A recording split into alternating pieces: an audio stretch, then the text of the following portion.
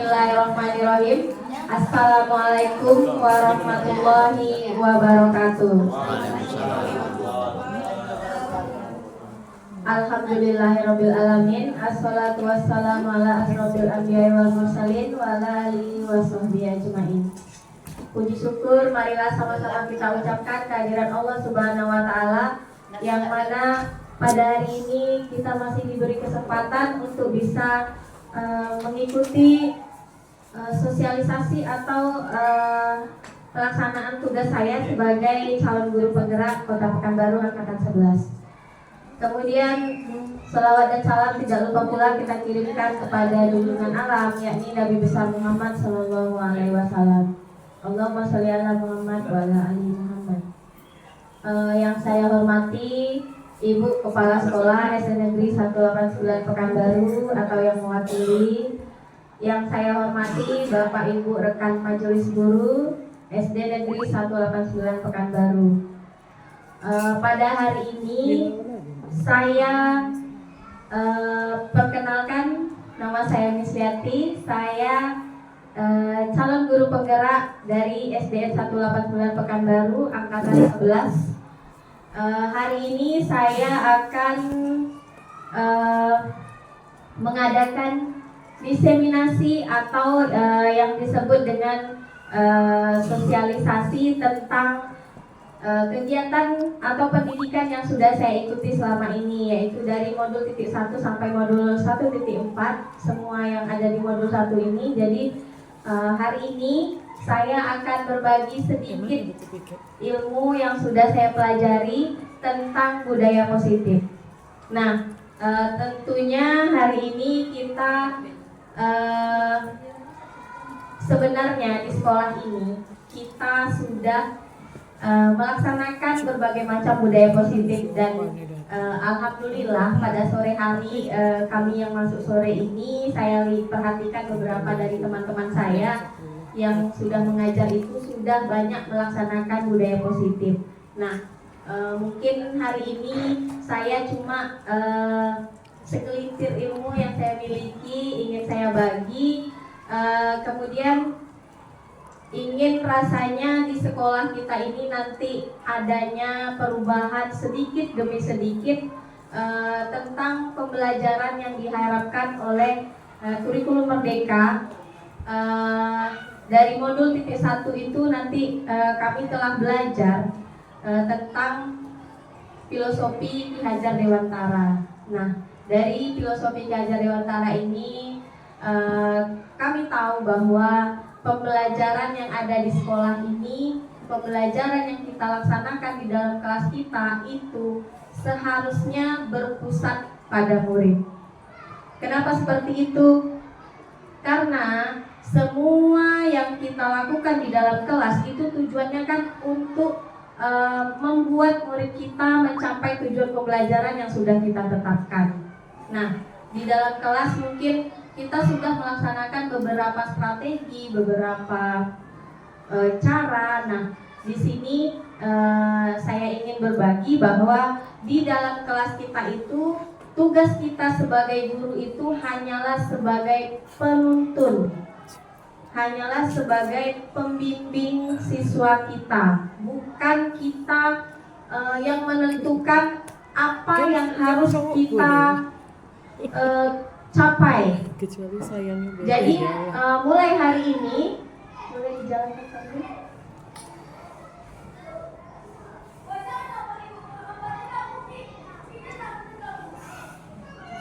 Oke, lanjut.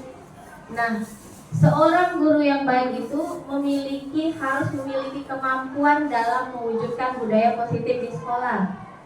Kemudian selanjutnya yaitu budaya positif tersebut dapat dijalankan dengan menerapkan konsep-konsep inti seperti disiplin positif, memahami motivasi perilaku manusia berkaitan dengan hukuman dan penghargaan, posisi kontrol seorang guru, pembuatan keyakinan sekolah atau kelas, dan penerapan kebijakan evolusi dalam menyelesaikan masalah. Drift Gojek. Kok dia pesan Gojek itu teman-teman. Disiplin positif di sini yaitu cara penerapan disiplin yang mengajarkan anak bertanggung jawab dan menumbuhkan kesadaran diri berdasarkan nilai-nilai kewajiban. Kebijakan ke arah disiplin positif, diri yang dapat mengontrol diri dalam melakukan segala tindakan, dapat membuat murid memahami dan menyadari berdasarkan motivasi internal, bukan akibat paksaan, pujian, dan hukuman. Nah, ini berdasarkan dari motivasi perilaku manusia. Motivasi perilaku manusia itu ada yang pertama dilakukan yaitu untuk menghindari ketidaknyamanan atau hukuman. Nah, biasanya ini mungkin terjadi di dalam kelas kita itu, murid-murid kita melaksanakan piket, datang ke sekolah tepat waktu itu karena takut dapat hukuman dari gurunya. Nah, fungsi kita sebenarnya tidak seperti itu Bapak Ibu. Fungsi kita seharusnya memberikan kesadaran kepada murid, memberikan murid itu kepercayaan diri untuk bertanggung jawab atas apa yang harus dia lakukan. Jadi bukan karena takut hukuman yang akan kita berikan kepada mereka, tetapi kita berusaha menanamkan nilai-nilai kebajikan yang ada di dalam diri mereka. Sebenarnya di dalam diri siswa kita itu sudah ada nilai-nilai kebajikannya. Mereka tahu jika kelas yang bersih akan menciptakan pembelajaran yang nyaman. Jika gurunya bersikap baik, dia juga akan merasa nyaman. Nah, tugas kita di sini adalah memberikan kenyamanan tersebut kepada murid kita, mengurangi terjadinya hukuman, penghargaan, atau ancaman. Karena kebanyakan kita misalnya begini, jika kamu tidak datang tepat waktu, maka hari ini kamu harus membersihkan WC. Nah, hal yang seperti itu adalah bersifat hukuman. Sementara yang kita inginkan saat ini adalah kita memberikan nilai-nilai kepada siswa itu. Dia tahu, dia datang terlambat, dia berarti sudah melakukan kesalahan. Nah, tidak harus kita memberikan hukuman harus mencuci WC, karena itu bersifat tidak mendidik. Kita boleh menghukum siswa-siswa kita jika seperti itu. Misalnya dia terlambat datang 10 menit atau 30 menit. Nah, nanti pas di jam pulang sekolah kita boleh menambahkan waktu jam pulangnya, misalnya seperti itu.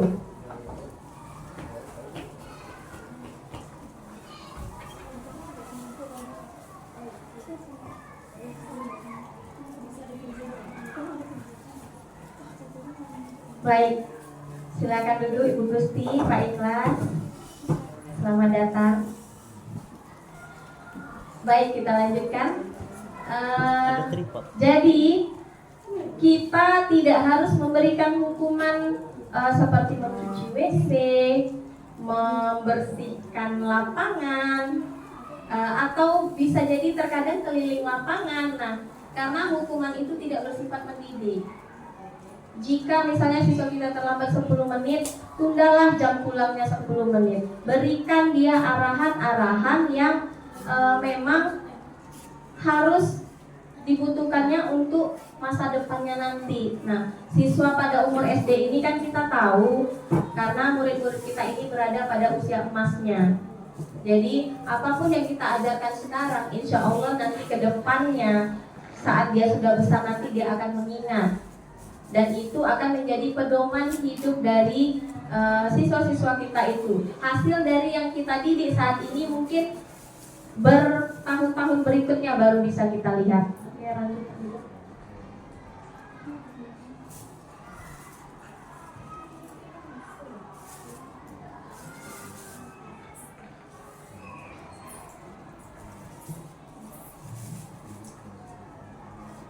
nah, jadi tugas kita adalah memberikan motivasi internal, yaitu untuk menjadi orang yang mereka inginkan dan menghargai diri sendiri dengan nilai-nilai yang mereka percaya. Contohnya mungkin dari diri kita sendiri, dari saya pribadi. mungkin saat ini pimpinan kita sedang melaksanakan umroh, ibadah umroh. Jadi pada saat pimpinan kita pergi, apakah dengan tidak adanya pimpinan di tempat membuat kita seperti saya pribadi lah, misalnya saya masuk jam 13.30, sementara pimpinan tidak ada. Jadi bolehkah saya datang nanti jam 2 atau jam 2.30? Kan tidak ada yang memarahi saya. Jadi saya tidak harus misalnya kalau misalnya saya tidak punya nilai kebajikan dalam diri saya sendiri, saya tidak menghargai diri saya sendiri, saya mungkin saya datang bisalah jam 2, saya bisalah datang jam 2:30, toh nggak ada yang marahin saya.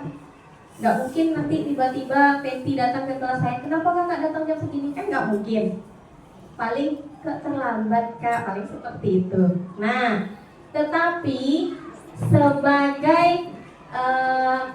diri yang mempunyai harga diri, yang mempunyai nilai kita sendiri, kita menghargai diri kita sendiri. Ada tidak adanya pimpinan, alhamdulillah sampai saat ini saya masih datang di jam yang seharusnya saya masuk, dan saya tidak pernah pulang sebelum jam pulang. Nah, walaupun ada bidang studi di kelas saya misalnya, itu contoh ya, mohon maaf bagi teman-teman jika ada yang tersinggung.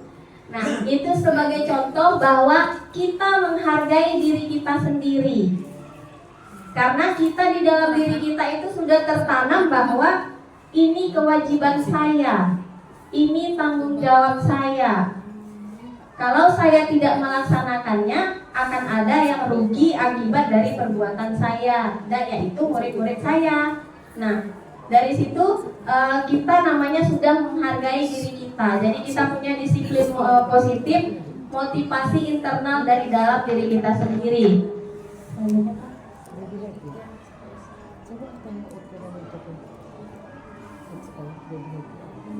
Kemudian hindari hukuman dan pemberian penghargaan berlebihan agar meminimalisir motivasi eksternal dalam diri murid. Nah, kebanyakan kita misalnya gini, bagi siswa-siswa yang bisa menjawab pertanyaan ibu akan dapat hadiah. Nah, kita sering menyediakan entah itu permen, entah itu jajanan.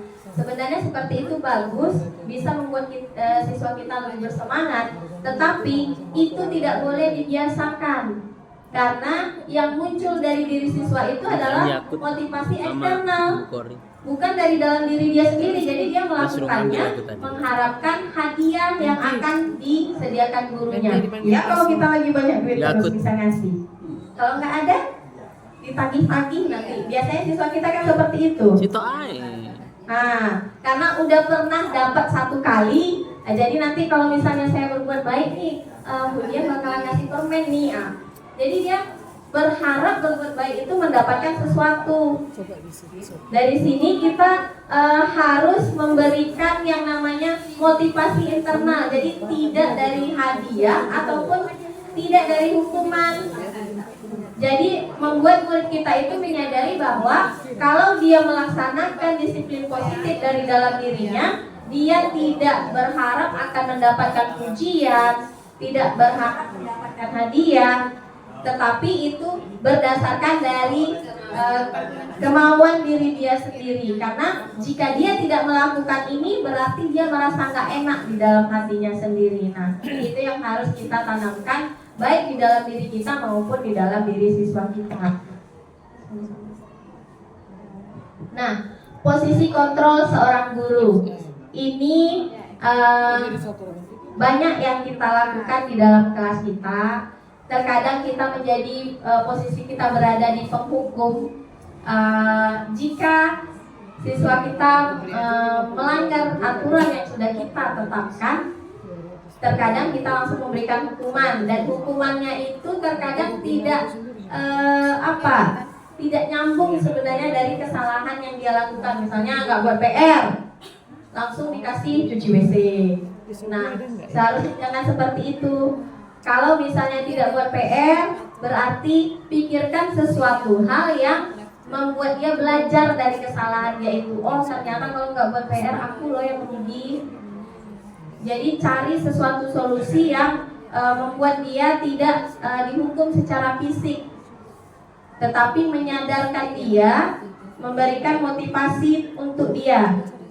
Kemudian posisi yang paling sering kita lakukan di dalam kelas adalah posisi pembuat rasa bersalah. Nah, ini bukan hanya dari Bapak Ibu sekalian, saya pun di dalam kelas saya juga terkadang sering melakukan posisi ini, pembuat rasa bersalah. Misalnya gini, kalau kalian tidak mau belajar, nanti ibu dimarahin loh sama kepala sekolah. Nah, itu kalimat itu adalah kalimat pembuat rasa bersalah. Jadi kita membebani siswa kita dengan apa yang seharusnya kita dapatkan. Jadi kita jangan sampai membuat siswa itu merasa bersalah atas apa yang dia lakukan. Bersalahnya kepada kita, bukan kepada diri dia sendiri. Jadi diamlah woy, nanti kalau nggak diam nanti Bu Miss dimarahin sama kepala sekolah. Jadi berarti dia bukan dari motivasi diri dia sendiri, tetapi karena kita yang sudah membuat dia merasa bersalah. Kemudian selanjutnya posisi yang kadang kita laksanakan juga sebagai teman. Nah, ini juga bagus membuat siswa kita merasa akrab dengan kita, tetapi juga tidak selamanya posisi sebagai teman ini bisa kita laksanakan, karena akan membuat siswa kita kurang menghargai keberadaan kita sebagai gurunya. Karena nanti bisa jadi siswa itu merasa sudah akrab, sudah menjadi teman, jadi dia pas datang, Pak, Bu. Jadi kita itu gimana ya, posisi yang kita ambil itu ya janganlah, boleh akrab, karena kita emang butuh mengakrabkan diri dengan siswa kita. Kemudian posisi berikutnya itu sebagai pemantau. Nah, pemantau ini biasanya yang suka komen-komen. Jadi lihat misalnya siswa kita ini, kita lihat nampak dia buang sampah sembarangan, udah buang sampah pula tuh. Terus tengok tuh kelasnya nggak ada dibersihkan, tetapi kita tidak memberikan solusi. Nah, ini nih tipe pemantau.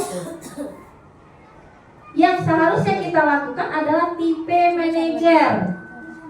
Kenapa kita harus jadi manajer? Mungkin kita kan guru, kok jadi manajer sih?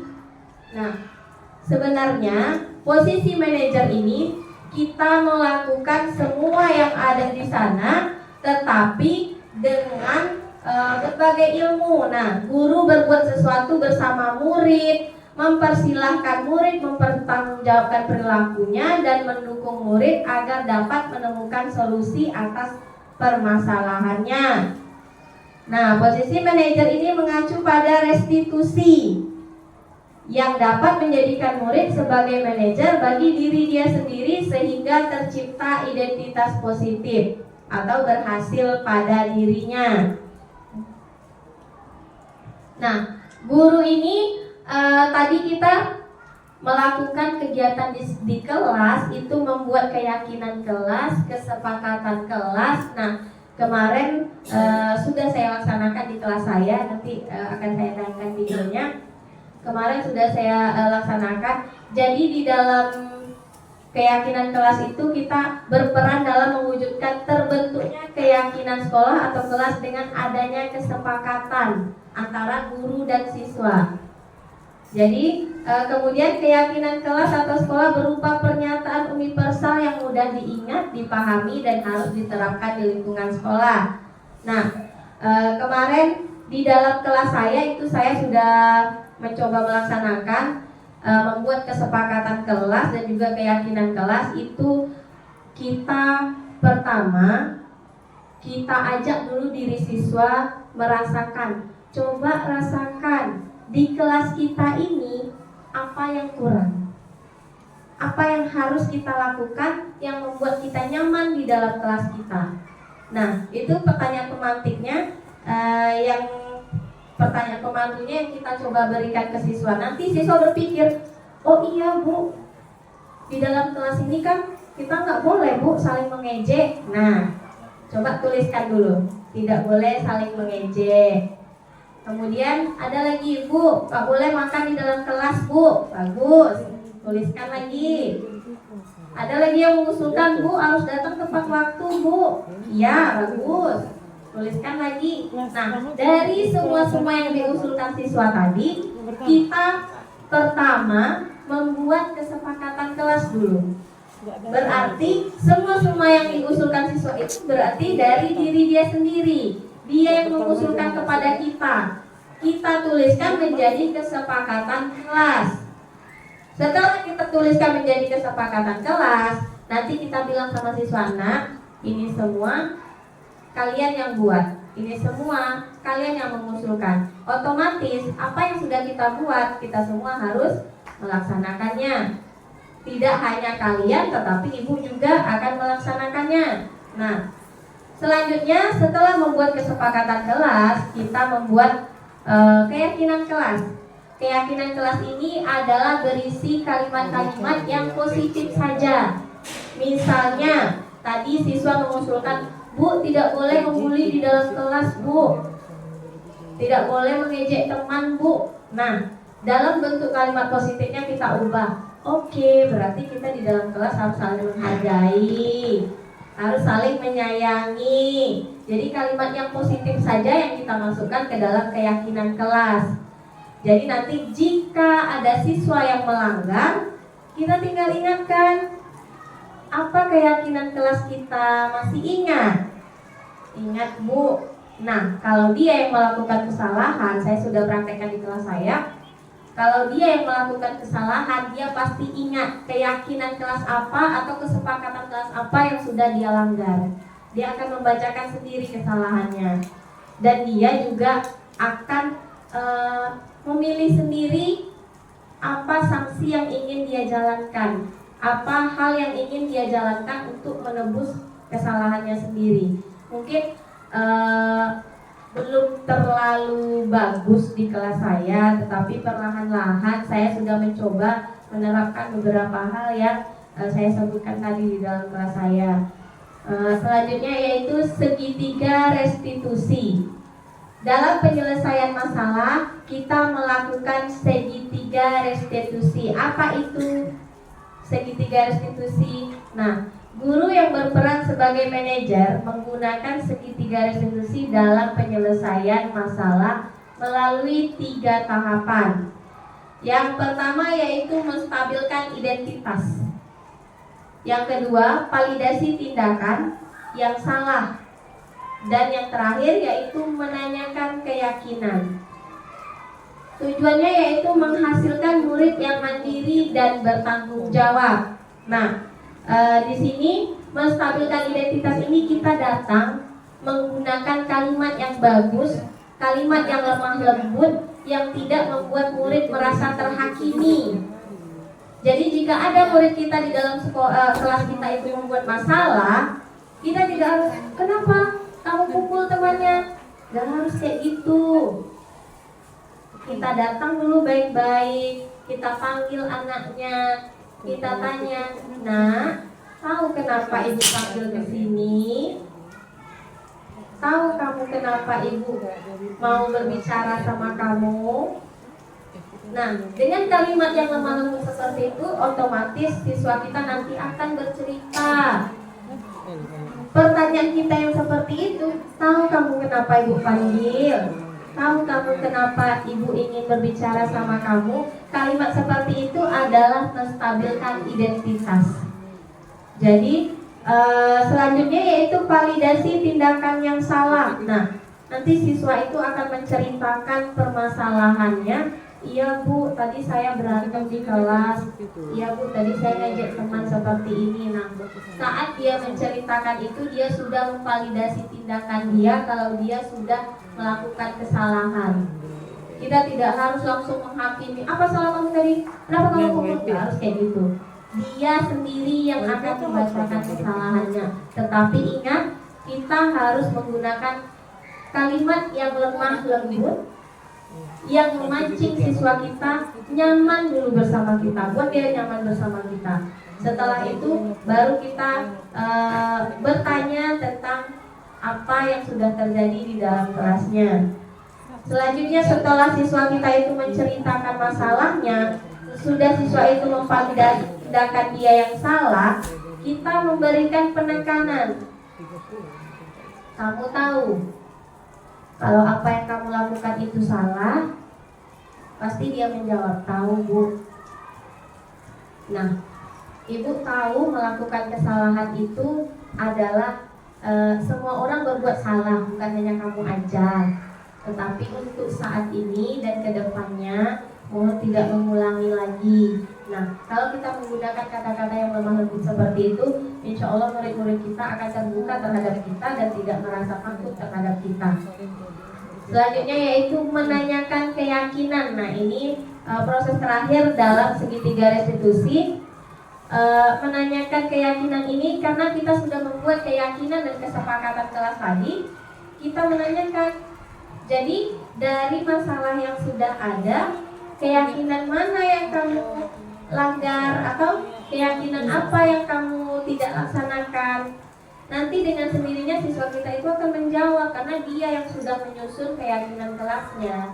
Dia yang sudah melaksanakan kesepakatan kelasnya sendiri. Jadi dia akan ingat apa yang dia langgar. Baru setelah itu kita berikan dia nasihat ataupun solusi dari permasalahan yang sudah terjadi.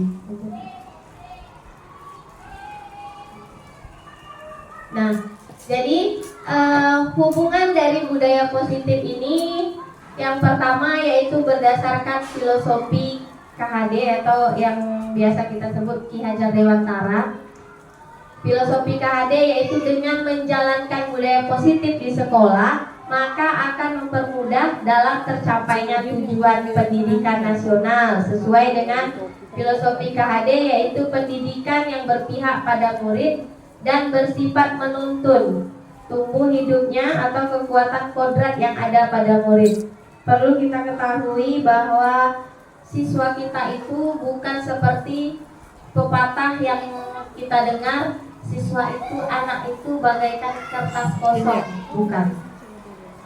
Siswa itu bukan kertas kosong, karena dia sudah melalui kehidupan yang ada di dalam keluarganya, ajaran yang ada di dalam keluarganya. Jadi siswa itu bukan kertas kosong, tetapi siswa itu adalah sebuah kertas putih yang sudah ada tulisan buram-buramnya, dan tugas kita sebagai guru adalah menebalkan tulisan itu, menebalkan dengan ke arah positif, dengan hal-hal yang baik.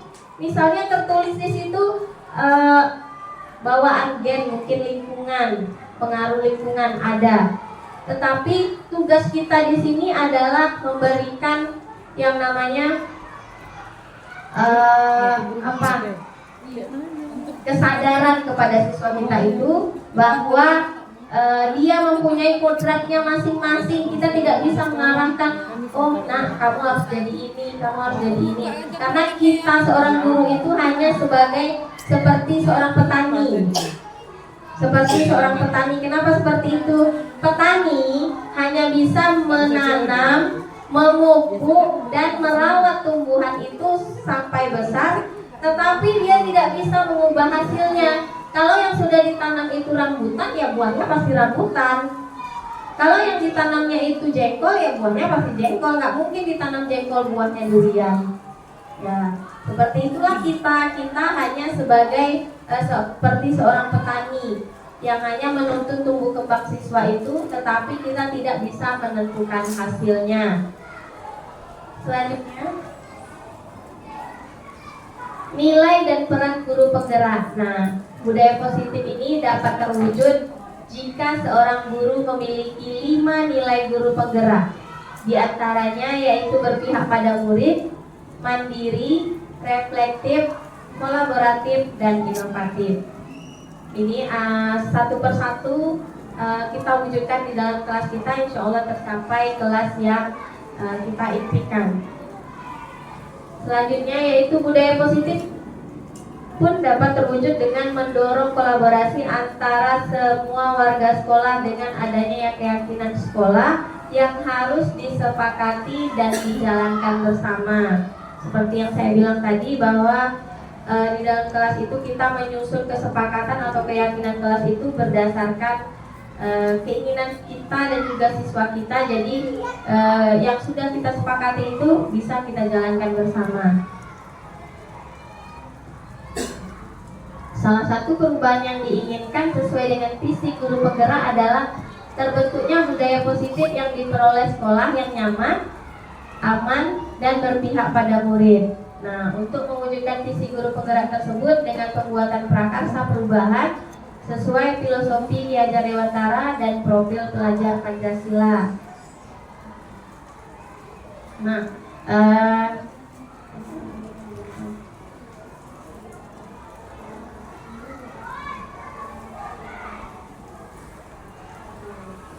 Nah, ini contoh yang sudah saya laksanakan kemarin. Ada salah satu siswa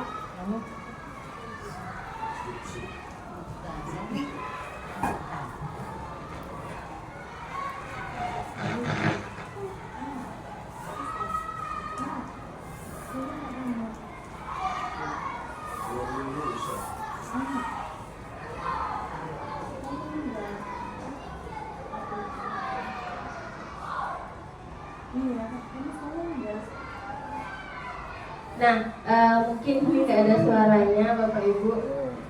Jadi kemarin itu saya sudah mencoba melaksanakan segitiga restitusi untuk siswa ini kelas berapa ya kemarin ini? Kelas C. Ya. Kemarin ada gurunya yang tidak datang dan siswanya berantem dengan teman sekelasnya. Nah, jadi saya mencoba menanyakan kepada siswa tersebut dengan cara baik-baik, dengan bahasa yang baik-baik, yang akhirnya membuat siswa itu menyadari apa kesalahannya. Karena kalau misalnya dari situasi itu bisa kita lihat bahwa saya murni tidak membuat siswa itu tertekan. Karena dari cara dan ekspresi siswa itu kan terlihat kalau dia tertekan atau tidak ya. Jadi kita tanyakan baik-baik, kemudian sesudah kita tanyakan baik-baik, nanti siswa itu menyadari sendiri kesalahannya. Baru setelah itu kita sebut untuk memberikan solusi, kita memberikan solusi yang terbaik untuk penyelesaian masalahnya, ya. Oke.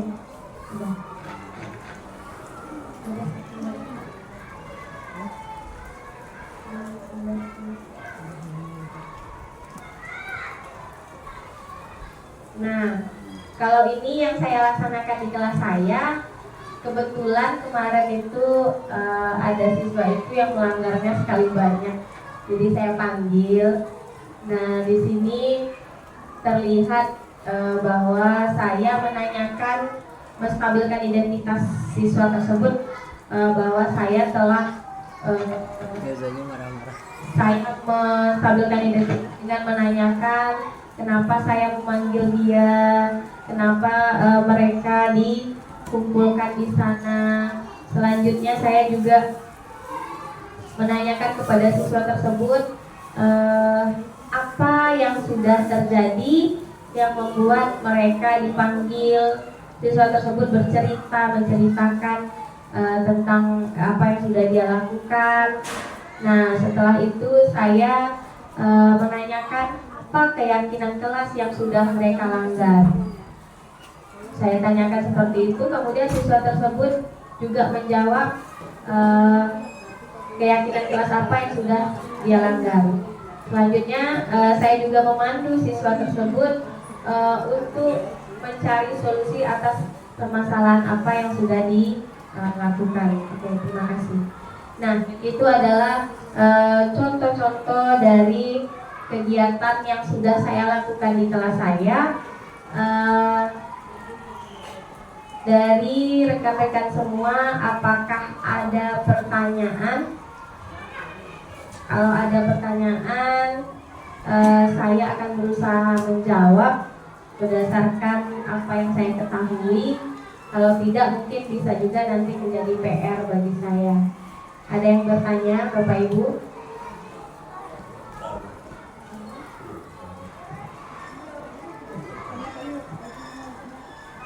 Ada pertanyaan?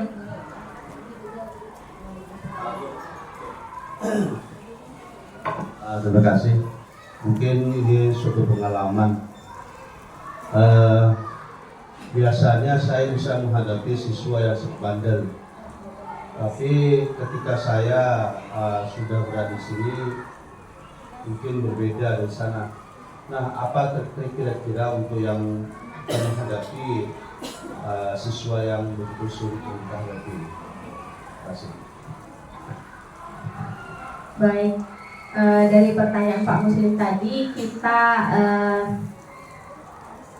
pertama hal yang kita lakukan adalah mencari tahu tentang identitas siswa tersebut. Bisa jadi perilaku dia seperti itu adalah sebab dari permasalahan yang dia hadapi. Contohnya, ada siswa yang sering mengganggu teman, bisa jadi karena dia tidak diperhatikan. Di rumah dia tidak diperhatikan, kemudian teman di sekolahnya juga tidak menghargai dia. Jadi salah satu cara yang dia lakukan adalah dengan mengganggu temannya.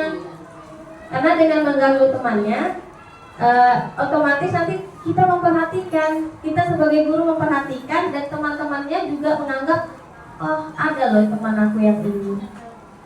Ada juga teman yang suka meminta duit kepada temannya, yang suka ngompas temannya, ya, dalam bahasa kitanya ngompas temannya. Nah, kita cari tahu dulu seperti apa kondisi dia di rumah.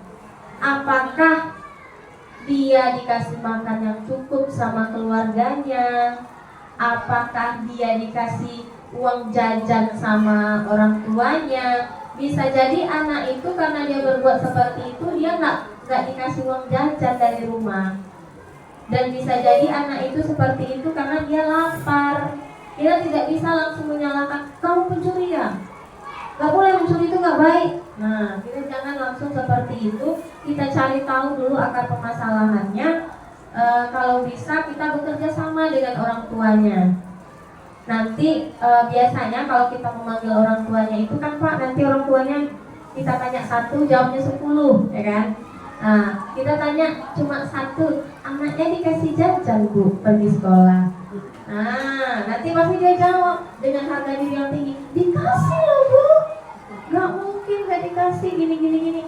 Tapi kita sebagai seorang guru tentu bisa menilai mana yang orang tua yang benar-benar jujur dalam menjawab pertanyaan kita, mana yang tidak. Kemudian dari siswa tersebut, kalau bisa kita luangkan waktu kita. Ada nampak dia duduk-duduk menung-menung, datang aja kita ke sana. Kita tanyakan, di rumah kamu ini enggak, kamu itu enggak. Boleh aja kita gunakan posisi kita sebagai teman dulu, sehingga nanti siswa itu nyaman bercerita dengan kita. Nah, tahulah kita penyebab tingkah laku dia seperti itu. Kalau kita sudah tahu penyebabnya, otomatis kita bisa mencari solusi apa yang akan kita berikan untuk siswa tersebut. Begitu Pak Muslim. Oke, bagaimana? Ya, Bu Martina.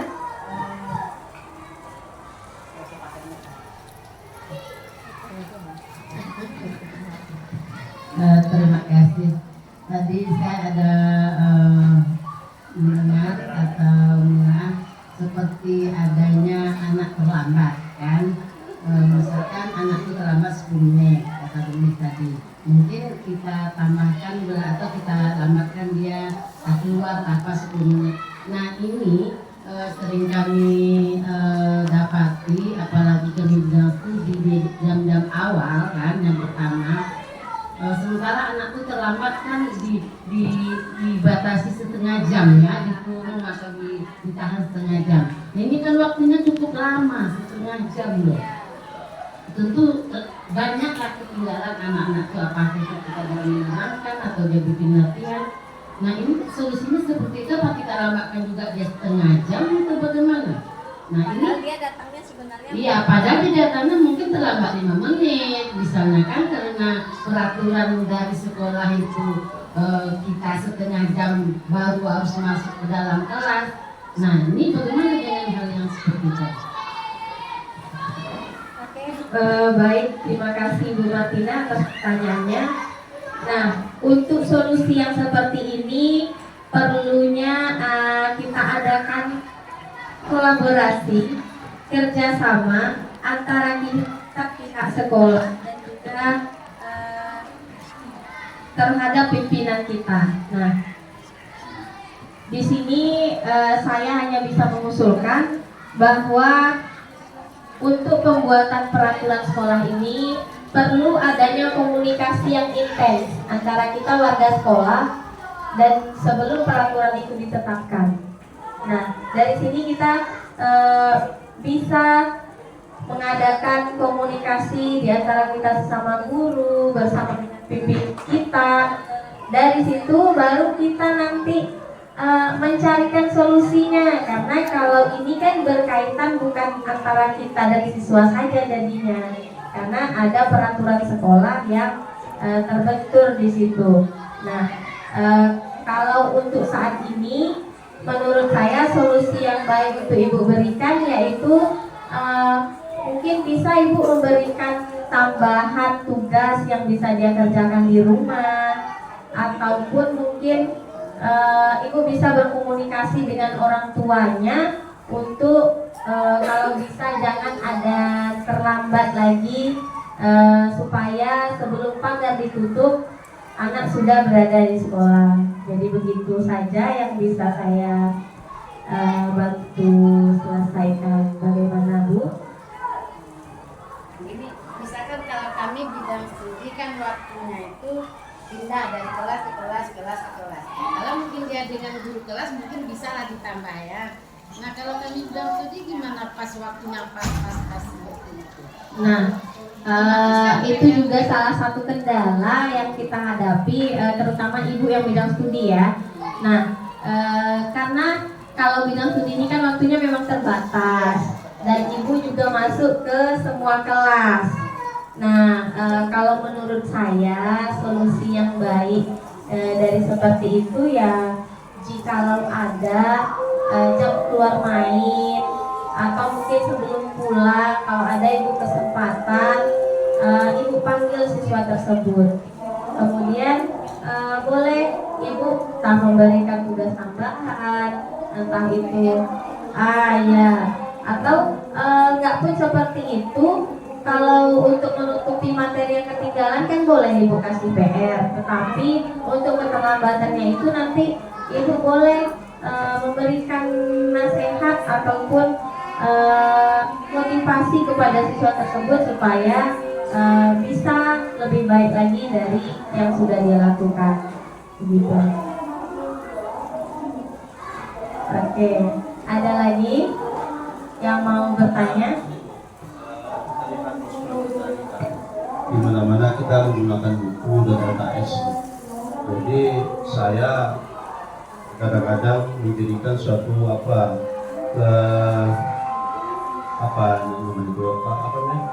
keganjilan. Nah, jadi bagi mereka yang tidak memiliki daripada buku atau LKS ini, masyarakat atau orang tuanya harusnya diberikan kelonggaran. Ada sih modelnya ketidakbolehan kita model sistem untuk kopi buku. Jadi undang-undang yang diapakan oleh Bunda seperti itu kira-kira kalaulah kita lakukan untuk supaya anak itu bisa memiliki buku, alangkah bagusnya. Jadi kalau bisa akan datang jangan sempat yang undang-undang itu menjadikan keterikatan kita yang daripada undang-undang tersebut. Terima kasih. Oke, bagus sekali usulannya Pak Muslim. Nah, untuk masalah LKS dan juga buku ini, kalau untuk buku paket kita sudah memiliki di dalam kelas kita masing-masing, kita sudah ada. Kemudian untuk LKS ini seharusnya kita sebagai seorang guru kita yang membuat LKS itu, kalau nama bagusnya itu LKPD Pak. Nah, jadi kita yang membuat LKPD untuk siswa kita sesuai dengan siswa yang ada di dalam kelas kita, karena kita yang tahu kemampuan siswa kita. Bisa jadi LKS yang kita kasih kepada anak itu tidak sesuai dengan apa yang sudah kita ajarkan di dalam kelas. Kemudian juga siswa kita itu kan berbeda-beda. Ada yang mampu dia membeli.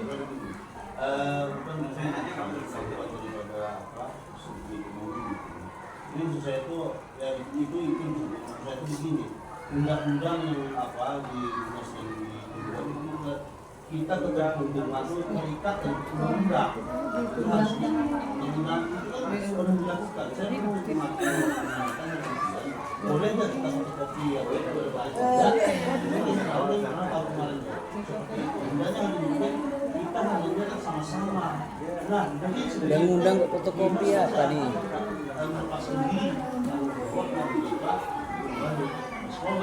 IKN kita tuh supaya siswa itu bisa juga mengikuti tentang masalahnya. Pengalaman saya kalau di 1 itu mereka kita sekali itu Pak Bibit memang itu membolehkan ya. Kalau itu dibolehkan berarti kan kita sudah terikat daripada sebuah dinas. Maaf. Iya, maksud saya mengerti maksud Bapak. Mungkin kenapa LKS itu tidak boleh difotokopi. Undang-undangnya dari dinas sudah begitu. Sebenarnya itu bukan undang-undang baku ya Pak. Tidak ada pasal-pasalnya yang mengatakan seperti itu. Tetapi di sini sekali lagi saya menegaskan bahwa LKS itu seharusnya dibuat oleh gurunya sendiri. Bukan bermaksud ingin membatasi yang sudah ada ya, tetapi sebaiknya LKS itu dibuat oleh gurunya sendiri. Kan kita tahu kemampuan murid, kita tahu pelajaran yang kita kasih. Dari situ kita membuat ininya, tugas-tugasnya. Boleh kita buat nanti berlembar-lembar, kita jilid. Kemudian supaya mudah, anak itu capek kita rasanya, kita fotokopi sebanyak anak. Nah, itu sudah membantu siswa, membuat kita menjadi kreatif, membuat murid kita terbantu, tidak membeli LKS yang harganya ratusan. Nah, dari situ kita bisa membantu. Jadi solusi dari saya adalah kita membuat LKS kita sendiri, LKPD kita sendiri untuk siswa kita. Bagaimana Pak? Oke. Ada lagi dari teman-teman yang ingin bertanya? Ada lagi Bapak Ibu? Pas? Udah 1 jam? 12 menit. Oke.